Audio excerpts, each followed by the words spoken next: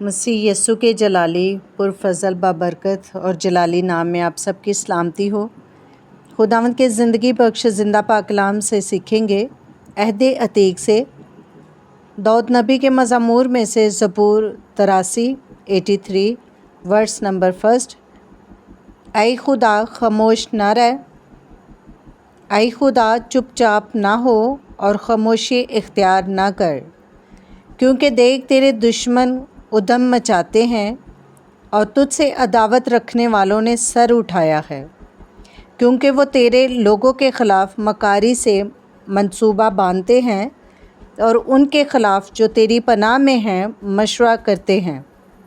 انہوں نے کہا آؤ ہم ان کو کاٹ ڈالیں کہ ان کی قوم ہی نہ رہے اور اسرائیل کے نام کا پھر ذکر نہ ہو، کیونکہ انہوں نے ایکا کر کے آپس میں مشورہ کیا ہے۔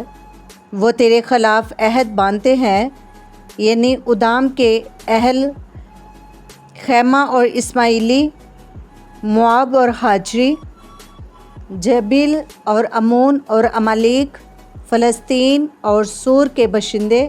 اسور بھی انہی سے ملا ہوا ہے۔ انہوں نے بنی لوط کی کمک کی ہے۔ تو ان سے ایسا کر جیسے مدیان سے اور جیسے وادی قصون میں سیسرا اور یابین سے کیا تھا، جو عین دور میں ہلاک ہوئے اور گویا زمین کی کھاد ہو گئے۔ ان کے سرداروں کو عریب اور ذیب کی مانند، بلکہ ان کے شہزادے کو زبا اور ظلمنہ کی مانند بنا دیا، جنہوں نے کہا آؤ ہم خدا کی بستیوں پر قبضہ کر لیں۔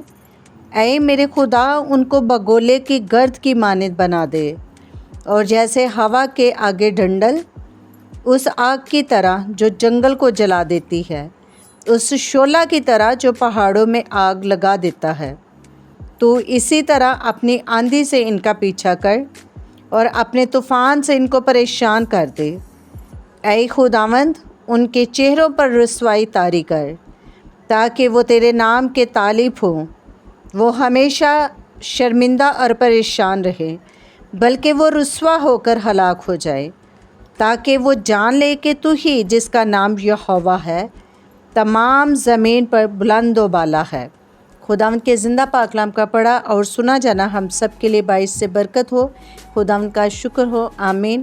ویڈیو اچھی لگے تو لائک کرے، چینل کو سبسکرائب کرے، تاکہ ہر آنے والی ویڈیو کا نوٹیفیکیشن سب سے پہلے آپ کو ملے۔